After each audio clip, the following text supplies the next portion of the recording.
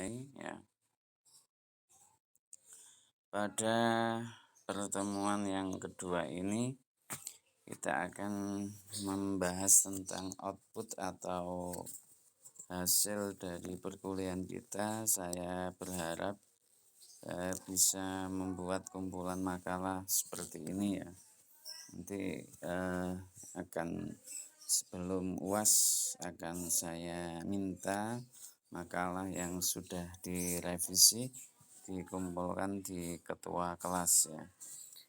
Hasilnya nanti akan seperti ini. Itu harapan kita, dan semoga waktu dicek pagi hasil ini turnitinnya sangat sedikit ya. Tapi kalau banyak ya harus mengedit kembali dengan waktu yang lama ya, atau istilahnya itu kita parafrase ya. Baik, ini ya. Isi paketnya nanti adalah kita nanti menyesuaikan dengan tema yang sudah kita sepakati kemarin ya, 13 tema, ini 12, kita 13 tema. Mungkin nanti akan berbeda, nanti kita akan seperti ini, nggak tahu jadi berapa halaman.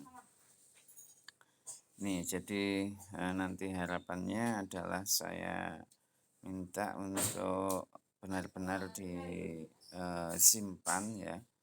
Nanti waktu presentasi ya, kalian mempresentasikan tema sesuai yang kita sepakati. Kemudian setelah itu, setelah dipresentasikan, kemudian nanti kita diskusikan ya. Kita diskusikan. Setelah diskusi itu kalau ada masukan atau ada kritikan dari teman kalian atau dari saya, nanti Anda jadikan ya.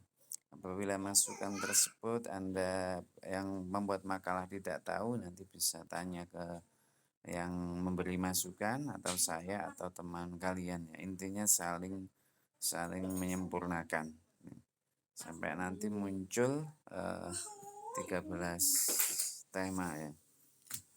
Tuh. Kemudian pada ini bisa difahami ya mengenai output dari salah satu output dari perkuliahan ini bisa difahami ya. Kalau ini sudah saya buat, ini juga mirip ya. Kemudian ini kayaknya sama ya. Ini juga kebetulan nanti berhubungan dengan pemakalah yang pertama ya. Makalah pertama nanti akan mendefinisikan tentang pengertian definisi usul fiqh ya. Saya lihat dulu, saya lihat RPS-nya. Nanti apa yang kita cari, apa yang kita kaji di RPS kalian.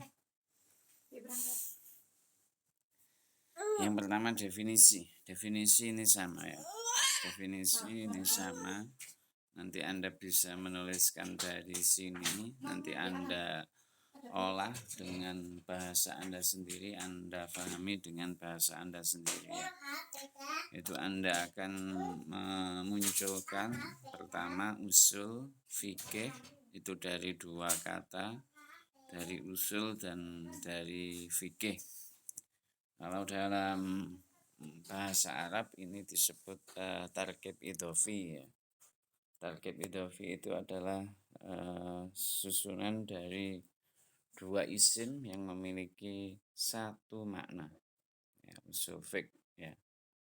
Babus sayyarati, pintu mobil ya, itu kan dua kata, pintu mobil. Babus sayyarati, pintu mobil, tetapi bentuknya kan satu, pintu, cuma itu khusus pintu buat mobil ya. Seperti usul fiqh ini ya satu keilmuan atau satu rumpun keilmuan, tetapi tersusun dari dua kata. yang kemarin sudah kita singgung juga tentang pengertian usul. Sudah kita singgung, yaitu dasar dan pondasi. Ini sudah ya. Kemudian ini juga sudah kemarin kita singgung juga aslu wujubiz zakatil kitab ay ad-dalil ala wujubiha al-kitab qala Allah ta'ala wa atuz zakah. Tuh. Jadi kata asal itu adalah diartikan sebagai dalil, di mana dalil yang dimaksud di sini adalah dalil dari Al-Qur'an. Itu dalil dari Al-Qur'an, karena nanti dalil-dalil itu banyak, tidak hanya dari Al-Qur'an, akan tetapi dari hadis, dari ijma', dari qiyas dan lain sebagainya yang nanti itu akan kita bahas semuanya ya, mengenai hal itu, mengenai anwa'ud dalil, mengenai macam-macam dalil. Intinya adalah pada kata ini itu ditekankan adalah makna aslun itu adalah dalil ya. Kemudian ternyata bisa diartikan juga al-aslu itu bukan dalil tetapi kaidah kuliah ya. Kaidah ya berupa aturan, kalau dalam bahasa Inggris grammar ya, kalau dalam bahasa Arab itu ada nahwu dan shorof ya. Ternyata dalam fikih itu ada kaidah-kaidah fikih juga ya.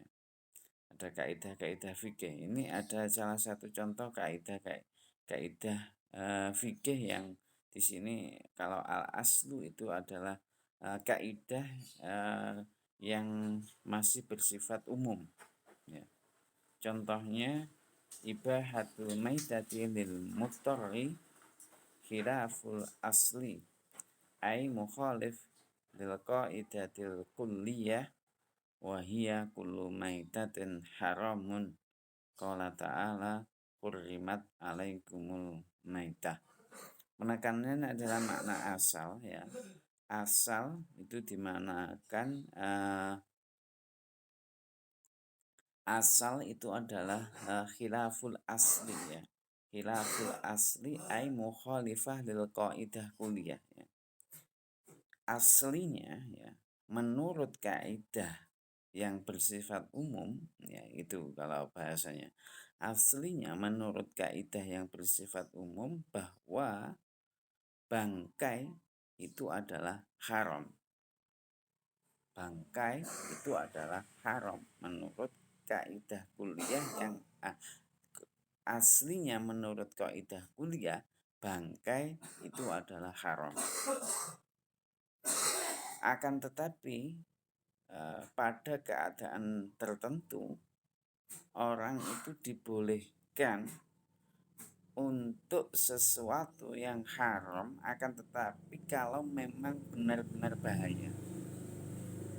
Artinya kalau tidak melakukan hal tersebut maka dia itu akan meninggal, itu baru dibolehkan ya.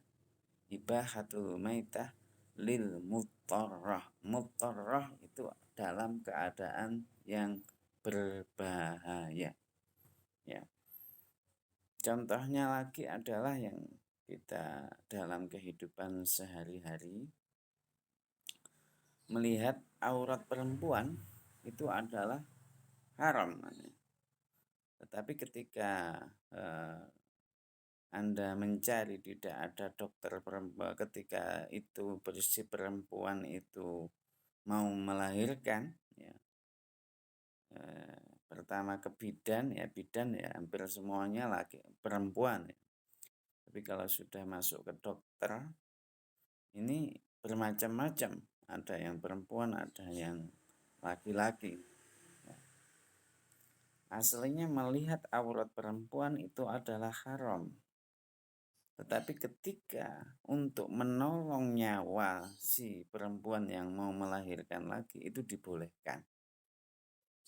Itu bisa difahami ya dari sini ya. ibahatul maitah lil muttarrah khilaful asli ay mukhalifah lil qaidah al kulliyah. Ya. Ibahatun nawari lil auratil mar'ah khilaful asli ay mukhalifah lil qaidah kulliyah hinama yuladul aulad, ya, ketika mau melahirkan anaknya. Itu.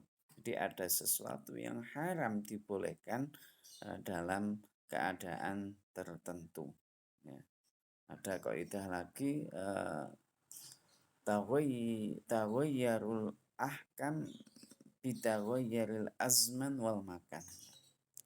Hukum itu bisa berpindah itu disebabkan karena tempat tertentu atau kondisi atau zaman tertentu, itu hukum itu bisa berubah. Jadi di sini ya. Jadi nanti Anda akan pengetahuannya akan lebih luas ya. Tentunya haram itu dilarang ya. Tetapi kalau keadaan itu berbahaya, bahkan mengancam jiwanya, mengancam nyawanya, maka itu dibolehkan. Jadi Anda akan lebih luas ketika Anda memahami tentang usul fiqh ini. Tuh. Jadi di atas itu adalah membahas tentang pengertian al-aslu. Di dalam makalah ini disebutkan hanya 2. Di buku lain yang direferensi itu di usul fiqh karangan Dr. Andes Haji Abdurrahman Dahlan MA, beliau itu menyebutkan 5 tentang makna usul. Ini Anda bisa menambahkan ya, kekurangan dari referensi ini hanya menyebutkan 2, tapi di buku lain itu menyebutkan 5. Ya, mungkin Anda bisa menyebutkan 6. Atau sebaliknya Anda memilih dari semua pengertian itu yang menurut Anda itu yang terbaik dan ungkapkan alasannya ya, prosesnya. Tuh. Dari sini mengenai usul ya, bisa difahami ya mengenai usul, yaitu jamak dari al-aslu, juga penggunaannya dalam berbagai macam kata. Bisa difahami ya, dilanjut ya. Atau ada pertanyaan?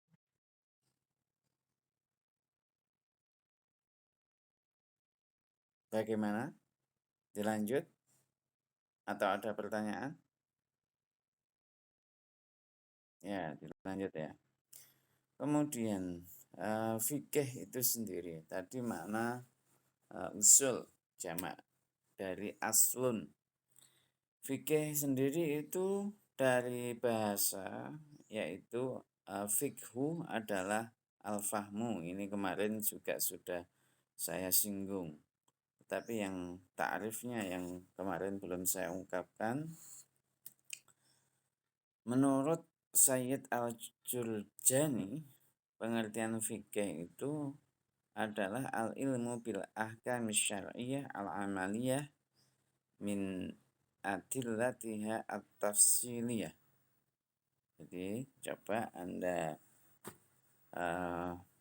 bisa memahami kalau ada kata fikih itu apa. Fikih itu ilmu tentang hukum-hukum syara mengenai perbuatan ya, perbuatan dari dalil-dalil yang terperinci. Hukum-hukum syara ya.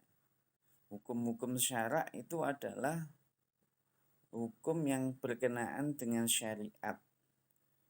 Kemarin saya ungkapkan apa yang dimaksud dengan syariat itu. Syariat adalah amalan yang dilakukan oleh Rasulullah Shallallahu Alaihi Wasallam dan para sahabat. Itu namanya syariat. Ya tentunya Rasulullah sendiri itu adalah sebagai sumber hukum Islam, di mana yang terkenal adalah apa yang dikatakan oleh Rasulullah. Itu berarti kalau dikatakan berarti berupa ucapan, itu namanya hadis qauliyah. Ya. Ya, hadis qauliyah. Nanti Anda kalau belajar ilmu hadis ya, mungkin nanti di jurusan hadis ya yang lebih memahami ini. Tapi kalau Anda di fikih ya, di psikologi Islam ya, terutama di usul fik ini, nanti Anda hanya kami antarkan sebagai pembuka kalau hadis itu adalah salah satu sumber hukum Islam, kehujahannya itu apa itu ya. Salah satunya itu nanti ada makalah sendiri yang membahas tentang hadis. Artinya hadis itu secara umum adalah hadis, ada hadis itu qauliyah yaitu ucapan Nabi. Ada juga hadis itu fi'liyah, perbuatan Nabi. Ada juga hadis itu takriyah. Ini nanti Anda bisa bahas lebih detail pada pertemuan selanjutnya mengenai hadis, pengertian hadis, anwaul hadis, kemudian mengapa hadis tersebut dijadikan sebagai hujah, dijadikan sebagai sumber hukum Islam. Jadi Nabi sendiri adalah sebagai sumber tasyri'. Untuk itu juga di zaman Nabi itu tidak muncul istilah ijma, ya, tidak muncul istilah tersebut. Ya, karena semua problematika, tapi embrionya sudah ada. Embrio tentang ijma itu sudah ada. Ketika itu saya menceritakan tentang embrio ijma di zaman Rasulullah Shallallahu Alaihi Wasallam adalah ketika Rasulullah Shallallahu Alaihi Wasallam itu melakukan perang Badar, ya, perang Badar yang luar biasa, perang Badar yang jumlah orang Muslim itu hanya sekitar berapa? Ratusan, sedangkan orang kafir itu ribuan. Ya. Ternyata perang Badar tersebut itu Rasulullah itu mempunyai strategi. Ya, dalam perang ternyata Rasulullah itu punya strategi ternyata.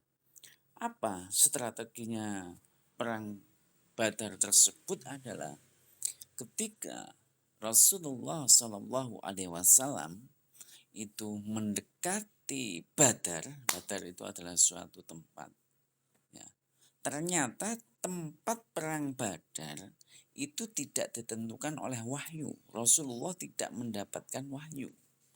Tetapi itu adalah hasil dari ijtihad Rasulullah sendiri. Ketika mendekati Badar itu, Rasulullah berhenti di tempat tersebut. Ya. Kemudian Rasulullah tidak hanya berhenti, ternyata berhentinya Rasulullah tersebut itu mempunyai alasan. Ya. Nah, ternyata tempat yang dibuat berhenti oleh Rasulullah Shallallahu Alaihi Wasallam itu tempat yang strategis, dan itu diberitahukan kepada para sahabat ya. Saya lupa sahabat itu siapa yang termasuk salah satu sahabat tersebut adalah yang kritis adalah ahli geografis ya, ahli kebumian, ahli pertanahan. Ya. Beliau tanya, ya Rasul, apakah panjenengan berhenti di tempat ini itu berdasarkan wahyu? Rasulullah menjawab tidak. Tidak, ini adalah hasil ijtihad saya sendiri. Kemudian saya ingin bermusyawarah mengungkapkan kepada kalian bagaimana menurut kalian tempat ini. Apakah tempat yang bagus apa tidak. Ternyata sahabat tadi itu menjawab, ya Rasul, ini tempat yang strategis, di mana tempat ini adalah pusatnya air. Nah, ternyata di mana-mana itu juga air itu ada pusat-pusat tertentu. Ya, di Indonesia saja Anda lihat itu ada air daerah tertentu yang kualitasnya airnya luar biasa. Ada yang setengah-setengah, bahkan ada yang asin dan lain sebagainya. Ternyata ada. Itu. Sebenarnya di zaman dulu dengan alat yang sederhana itu untuk mendeteksi di mana sumber air itu subur itu ada. Ya. Bahkan orang-orang Jawa pun untuk mendeteksi ini sumber airnya banyak apa tidak itu ada caranya, cara alami, yaitu menaruh daun daun pisang katakan, kalau ditaruh pada waktu malam, pagi dilihat kalau embunnya banyak, berarti sumber di bawah itu banyak ya. Mungkin kalau kalian di Kediri, Jombang, dan Nganjuk, tapi di tempat-tempat tertentu. Di Kediri yang agak pegunungan, yang di mana itu semen, ke sana itu mana, Poh Sarang itu. Yang ke atas itu sumber air juga sulit ya. Itu. Jadi seperti itu. Muncul embrio tentang ijma. Maka kemudian disitulah bermain politik juga. Akhirnya ya air yang ada di situ dihabiskan, ditimbun, ya, ditimbun sehingga orang kafir tersebut kehabisan air. Setelah kehabisan air, akhirnya kemudian diserang, menang. Ya itu adalah salah satu contoh embrio ijma ya. Ternyata musyawarah, kesepakatan itu sudah ada semenjak zaman Rasulullah Shallallahu Alaihi Wasallam, walaupun ilmu ini diresmikan setelah meninggalnya Rasulullah Shallallahu Alaihi Wasallam. Itu adalah salah satu contoh ijma, salah satu contoh strategi perang. Tuh. Jadi gitu, syariat adalah apa saja yang dilakukan oleh Rasulullah dan para sahabat yang bersumber dari Al-Quran maupun dari Rasulullah itu sendiri, itu yang dinamakan oleh syariat. Sedangkan fikih menurut Abdul Wahab Al-Khalaf itu adalah Majmu'atul Ahkam Asy-Syar'iyyah Al-Amaliyah Al-Mustafadah min adillatiha at-tafsiliyah. Ya, hampir mirip ya. Ini bedanya hanya ada majmu'atul saja. Nah, majmu'atul saja, jadi sudah kumpulan. Kalau yang di atas itu adalah ilmunya, tapi ini adalah kumpulan hukum-hukum syariat ya. Maka kita fikih itu ya kumpulan tentang sholat dan lain sebagainya, kumpulan ya. Hal yang dimaksud dengan dalil-dalil yang terperinci bahwa setiap dalil atau satu persatu dalil menunjuk kepada suatu hukum tertentu. Contohnya ya wa aqimus sholah, dirikanlah sholat, aqimu yaitu adalah fi'lul amri lil wujub ya. Itu adalah fi'lul amri lil wujub ya. Ini kalau tidak mempelajari, kalau hanya dalam bahasa ini perintah ya, itu aja maknanya. Tapi kalau mengerti kaidah-kaidah lughawiyah, itu adalah aqimus sholah, aqimu adalah fi'lul amri lil wujub, karena ada al-amru lil ibahah.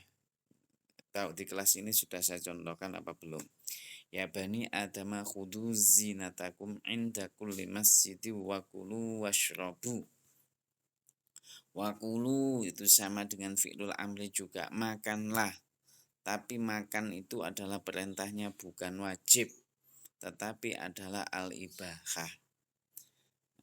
Itu al-ibahah. Makan itu adalah hukumnya mubah. Boleh. Gitu. Tetapi juga bisa haram, juga bisa sunnah, juga bisa wajib. Tetapi hukum asalnya itu adalah al-ibahah, dibolehkan. Ya. Kapan makan itu dihukumi haram? Ketika makan itu berlebih-lebihan sampai muntah mungkin ya. Itu makan itu haram. Jadi hukum itu bisa berubah tergantung kondisinya tertentu. Ya, sunnah menghormati tamu, misalkan kita datang ke rumah teman, kemudian teman menyuguhkan kita ya. Itu kalau Anda puasa sunnah, datang ke rumah teman, sunnah sama sunnah, itu lebih baik memilih berbuka. Beda dengan kalau puasa wajib ya. Maka kalau Anda ingin tahu tentang klasifikasi hukum fikih, itu ada bukunya Yusuf Qaradawi ya, Al-Fiqhul Awaliyah ya, fikih prioritas. Itu Anda bisa membaca buku tersebut. Jadi dalam hukum-hukum Islam itu kan ada 5 itu. Ada wajib, ada sunnah, ada mubah, ada makruh, ada haram ya. Walaupun nanti ada makruh lil ditangzih sama makruh apa, tapi intinya itu adalah 5 ini ya. Apabila dihadapkan dengan beberapa pilihan maka harus menimbang-nimbang ya. Kalau wajib dengan sunnah maka dulukan yang wajib. Sunnah dengan ibadah dulukan yang sunnah. Jadi Anda harus bisa mengklasifikasi mana di antara 5 hukum Islam ini. Itu ya. Jadi itu. Jadi Majmu'atul Ahkam ini adalah kumpulan beberapa hukum syar'iyah al-amaliyah al-mustafadah min adillatit tafsiliyah. Contohnya lagi innallaha wa rasuluhu harrama bai'al khamri. Ya ini memang menjadi persoalan umat ya. Sampai sekarang sampai nanti mungkin ya. Masalah khamar itu akan terus ada saja ya. Walaupun bentuknya tidak berbentuk minuman tetapi sekarang itu adalah pil ekstasi atau pil yang apapun jenisnya yang memabukkan itu adalah diharamkan oleh Allah. Pedagangnya juga itu diharamkan oleh Allah. Walaupun pedagangnya tidak minum. Tapi dalam kaidah ini nanti ada satu daliyah itu. Jadi kalau kita itu sebagai pedagang tidak harus yang dicari hanya keuntungan. Tetapi harus dipikirkan juga yang kita jual itu harus sesuatu yang suci atau sesuatu yang tidak haram, sesuatu yang tidak halal. Ya. Ini juga sebagai contoh di masyarakat adalah ini menjual kotoran sapi ya. Itu tidak boleh menjual kotoran sapi. Tetapi gantilah sebagai upah membersihkannya atau mengumpulkannya. Ya, tapi tidak menjual ya. Tidak menjual kotorannya ya. Menjual kotoran itu tidak boleh. Ya. Tetapi upah untuk mengumpulkannya nanti akadnya itu yang membedakan. Intinya adalah jual beli haram itu tidak boleh. Jadi jual beli itu harus sesuatu yang halal. Ini penjelasan mengenai fikih di atas, maka pengertian usul sebagai rangkaian dari 2 buah kata yaitu dalil-dalil bagi hukum mengenai perbuatan dan ketentuan umum bagi pengambilan hukum-hukum syarak mengenai perbuatan dengan dalilnya yang terperinci. Dari kandungan pengertian usul fiqh sebagai rangkaian buah kata tersebut, para ulama fikih memberikan pengertian, ini mengutip Abdul Wahab Khalaf lagi, bahwa ilmu usul fiqh adalah al-ilmu bil qawaid al-mabhusil lati yutawassalu biha ila istifadatil ahkam syar'iyyah min adillatiha at-tafsiliyah.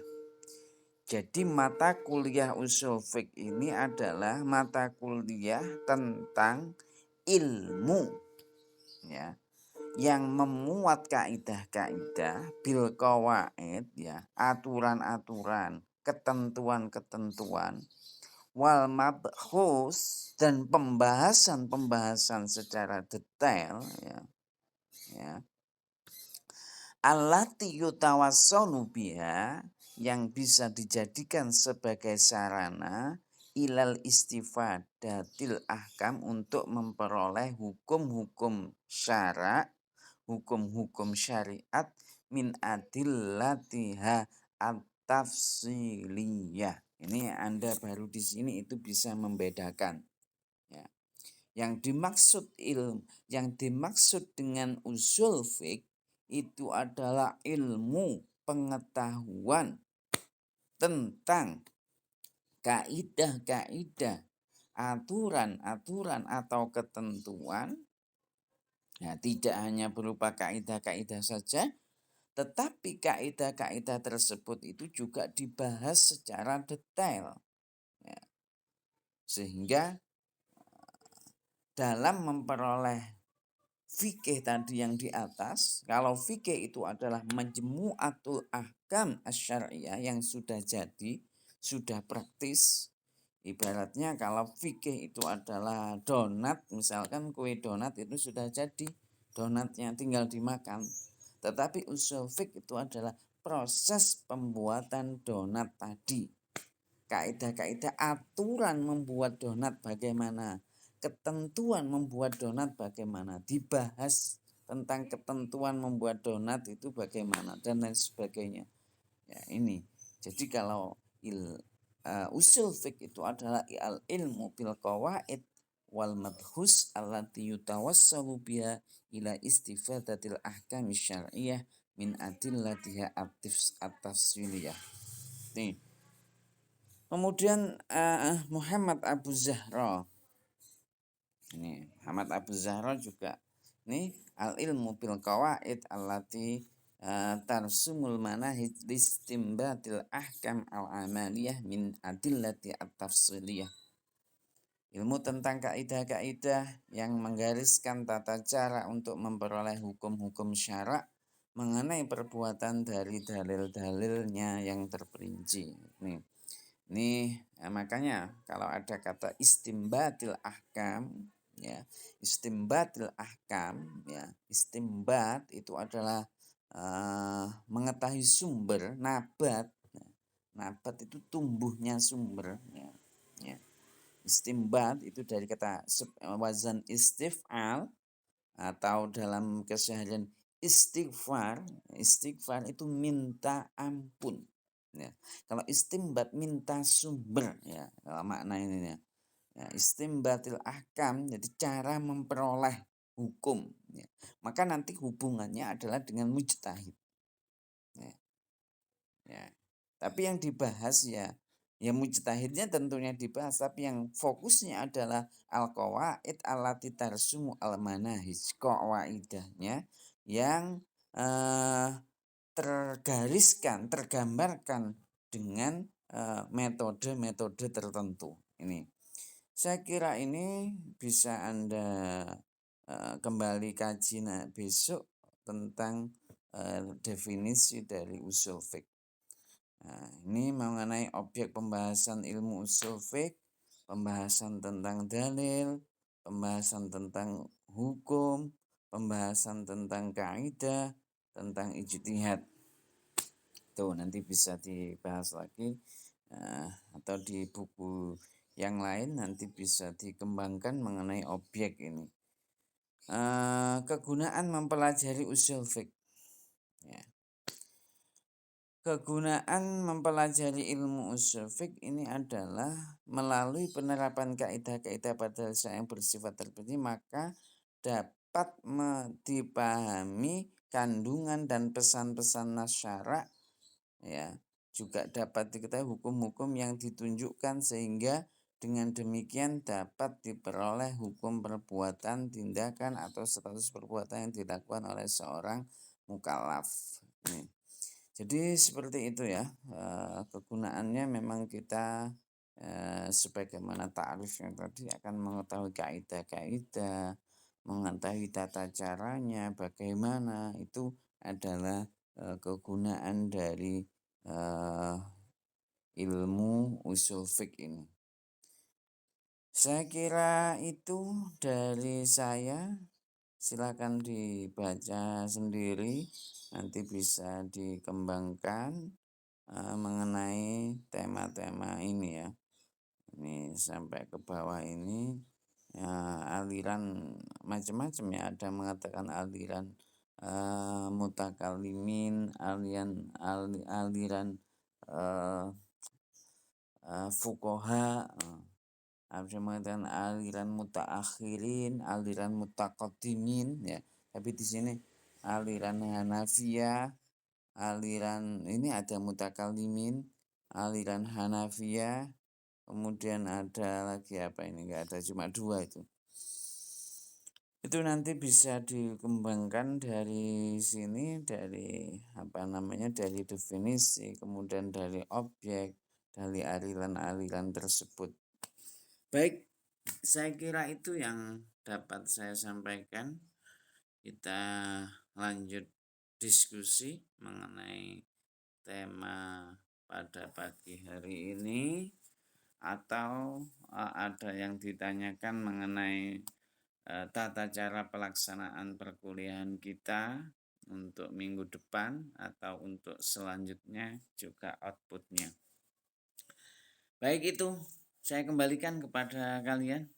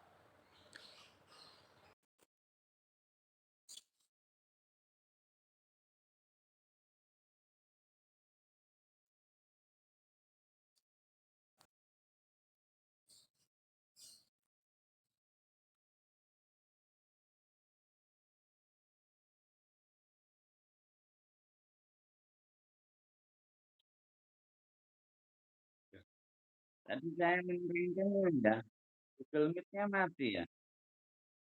Ini baru hidup ya.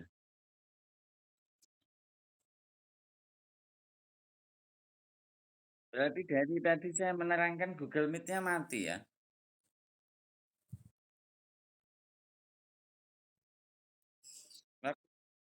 Nyala.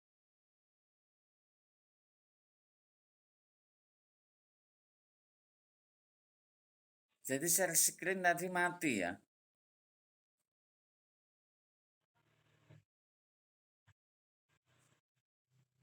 Waktu share screen nyala.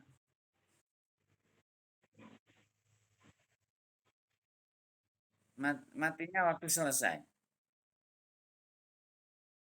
Oh, saya kira dari awal mati.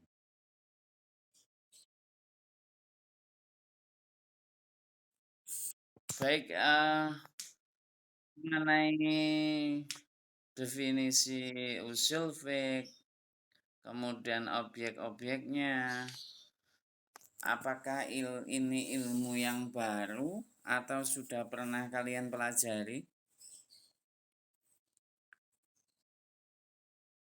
Baru. Barunya itu di mana? Dulu kan di Aliyah itu pernah mempelajari fikih juga.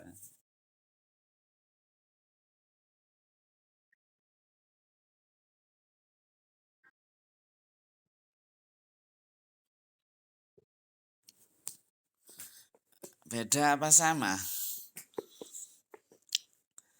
Eh, tadi kan sudah saya ungkapkan, ya kalau fikih itu sudah jadi. Kalau fikih itu sudah jadi, tinggal menerapkan saja, tinggal mempraktekkan saja, tinggal mempraktekkan. Misalkan ini sholat, kalau di dalam fikih kan sudah jelas itu, sudah tinggal mempraktekkan saja. Tapi bedanya di usul fiqh, kalau usul fiqh itu Anda mengetahui bagaimana proses sholat itu diwajibkan. Dari mana asal mulanya sholat itu diwajibkan, ya itu yang membahas itu adalah usul fiqh. Tuh. Jadi prosesnya itu namanya usul fiqh.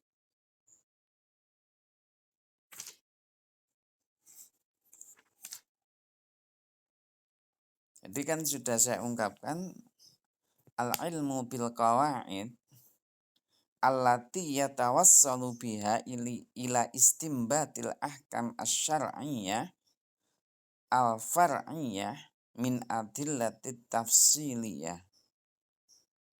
Jadi kalau usul fiqh itu adalah ilmu pengetahuan tentang kaidah-kaidah atau aturan-aturan atau ketetapan-ketetapan yang dapat menarik kesimpulan hukum syariat dengan dalil-dalil yang spesifik.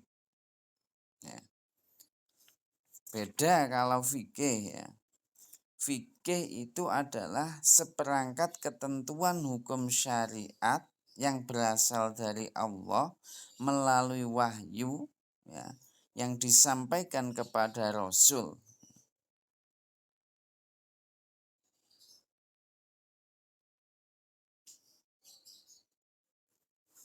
Itu.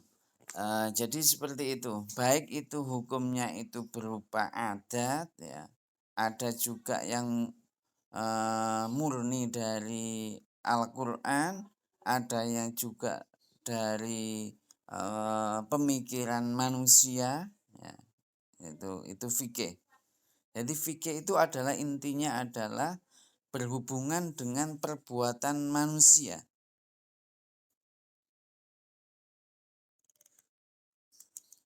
Artinya kalau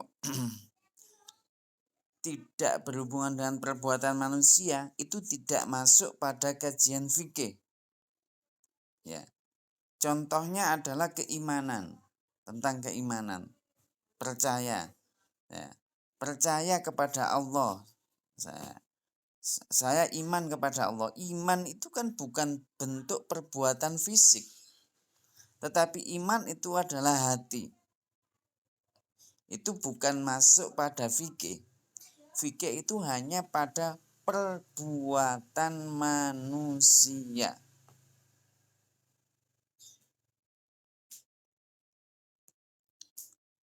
Kemudian yang bukan perbuatan adalah contohnya akhlak. Akhlak itu tidak masuk fikih.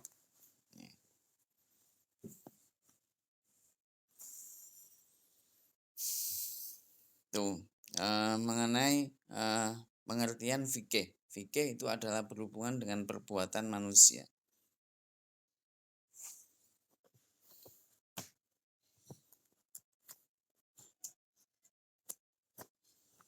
Baik, yang lainnya.